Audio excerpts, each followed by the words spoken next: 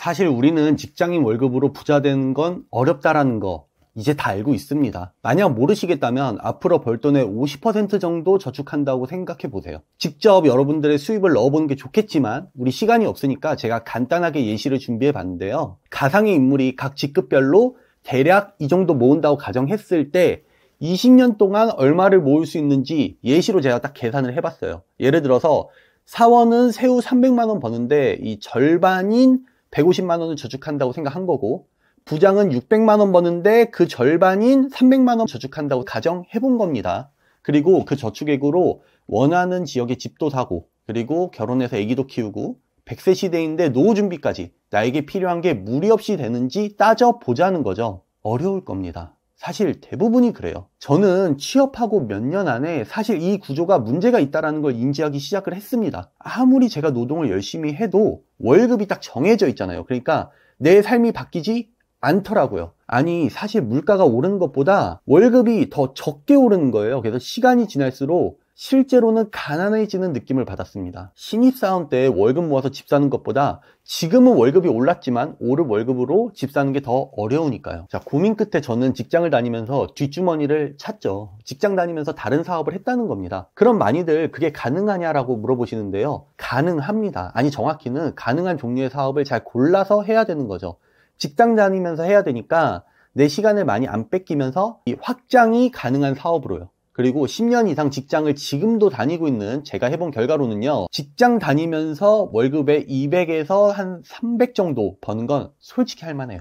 방법만 알면 정말 별거 없습니다. 이거 제가 검증도 해봤는데 조금 이따가 그거에 대해서 말씀드려 볼게요. 다만 여기서 조금 더 고민하고 노력하면 월 1000 정도는 버는 거죠. 제가 검증한 방법이 뭐고 어떻게 제가 돈을 벌었는지도 이야기해 보겠습니다. 먼저 이것부터 짚고 넘어가겠습니다. 월급만으로는 이제 답이 없다는 거 대부분의 직장인들이 모르실까요? 아니요, 이제 다 알고 있습니다. 하나금융연구소에서 일반인 1000명에게 당신은 노후를 얼마나 잘 준비하고 있습니까? 라는 질문을 했을 때 긍정적인 답변은 전체의 10% 수준에 불과했다라는 거를 설문 결과를 보면 우리는 알 수 있죠. 소득과 저축이 충분하지 않다고 이야기를 하는 거잖아요. 그런데 왜 지금 내가 처해 있는 환경을 실제로 바꾸려고 하는 직장인들은 매우 적은 걸까요?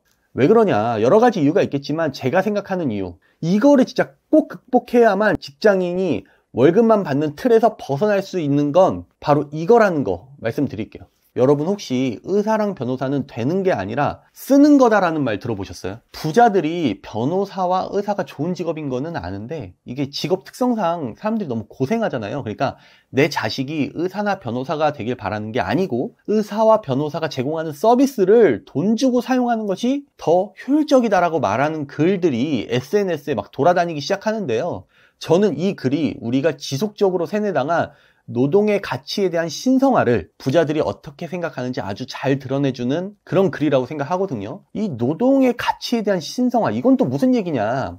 우리는 보통 좋은 대학 나와서 소위 안정적인 직장을 들어가서 열심히 노동하는 것이 성실하고 모범적인 인생이라고 어릴 때부터 학교에서부터 교육 받아 오잖아요. 그리고 회사에서는 일찍 출근하고 늦게 퇴근하면서 성과를 내고 조직의 결정에 따르고 또 최선을 다해서 그 결과를 발전시켜주는 직원을 훌륭하다고 이야기하죠.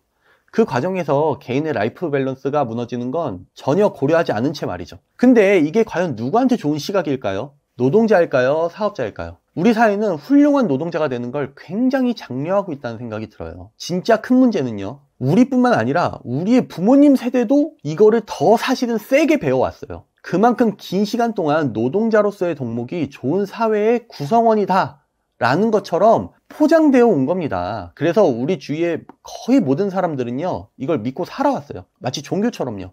그리고 일반적으로 사람들은 집단의 가치에 반대되는 행동을 하는 걸 굉장히 거북해해요. 따라서 우리 모두가 옳다고 생각하잖아요. 그러면 실제로 그 길이 최선이 아니더라도 같이 가니까 내 마음은 편한 거죠. 또 직장에서도 이런 믿음을 유지할 수 있게 끊임없이 노력을 합니다. 보너스도 주고요, 월급도 작게나마 인상시켜주고요, 때가 되면 승진의 기회도 주죠. 또 장기간 노동자로서 뛰어난 퍼포먼스를 보여주면, 그리고 조직에 충성하는 그런 사람이라면 임원이라는 타이틀을 달 수도 있다는 희망도 한 스푼 똑 떨어뜨려 주죠. 또 소소하게는 어떠죠? 일 잘한다고 인정해주기도 하잖아요. 그러면 기분 좋습니다, 사람인 이상. 휴가 기간에 자유를 만끽할 수도 있게 해주기도 하죠. 주말에 쉬면서 리프레시하기도 하고요. 이런 아주 소소하고 작은 보상들이 우리를 노동자의 삶에 중독되게 하는 겁니다. 그런데 문제는 노동자의 삶을 아무리 열심히 해도 우리 인생이 바뀌는 게 없다는 거예요. 아니, 오히려 퇴직할 때가 되면 노후 준비라는 밀린 숙제가 해결도 안 된 상태에서 우리는 쫓겨나게 돼요. 퇴사쯤 해가지고 이런 걱정하는 부장님들 우리 많이 봤잖아요. 그래서 저는 노동자에서 벗어나기 위해서는 학교와 직장에서 가르치지 않는 그런 배움이 필요하다고 결론을 내렸습니다. 그리고 저는 사실 직장 월급으로는 만족할 수가 없었어요. 이걸로는 가난을 끊을 수 없겠다, 신분 상승을 할 수 없겠다, 이런 생각을 했죠. 그러면 뭘 해야 많은 돈을 벌 수 있을까요? 여러분도 알다시피 사업입니다. 돈을 벌려면 사업을 해야 된다는 거 많은 사람들이 알고 있죠. 근데 사업이라는 게 듣기만 해도 솔직히 약간 거부감이 들어요. 쉬워 보이지가 않아요. 우리가 기가 막힌 스타트업, 정말 혁신적인 아이디어와 기술로 회사를 차릴 게 아니라면 사실상 자영업으로 사업을 시작하게 되는 경우가 많습니다. 근데 실제로 2024년 7월 17일 기사를 보면 폐업하는 자영업자 수가 100만 명을 육박하는 정말 역대 최대폭으로 증가하는 현실을 보실 수 있을 거예요. 이거 왜 그럴까요? 사실 실제로 우리가 동네에 10평 정도 되는 작은 카페 하나 차린다고 생각해 보자고요. 그러면 상가 임차료 보증금 있잖아요. 그거에 인테리어 비용까지 하잖아요. 그러면 1억은 진짜 우스워요. 그렇게 1억 투자한다고 해서 잘 된다는 보장이 있냐? 그것도 사실 많지 않죠. 주변에 나가보시면 저가 커피 브랜드가 얼마나 동네에 많은지 우리 쉽게 알 수 있잖아요. 그러면 치킨집은요? 음식점은요? 자, 그럼에도 불구하고 여러분이 직장을 그만두고 1억을 투자해서 커피숍을 한다고 생각해보죠. 여러분은 얼마 벌 수 있을지 예측이 되시나요? 막상 예상 매출을 뽑아봐도 그걸 고지고대로 믿기는 어려울 겁니다. 이렇게 정확한 수익이 예측이 어려운 사업에 그냥 내 돈을 넣었다가 실패하면 정말 되돌리기 어려워요. 그러니까 연구를 엄청 많이 해야 되는 거예요, 생각보다. 그리고 요즘 재취업하는 것도 쉽지 않고요. 만약에 실패하잖아요? 1억도 언제 모아요? 300만 원 직장인이 200만 원씩 저축해도 4년은 모아야 돼요. 이게 직장인이 사업을 못하는 가장 큰 이유 중에 하나죠. 리스크 산정도 어려운데 한 번 실패하면 내 인생에 영향이 너무 크니까요.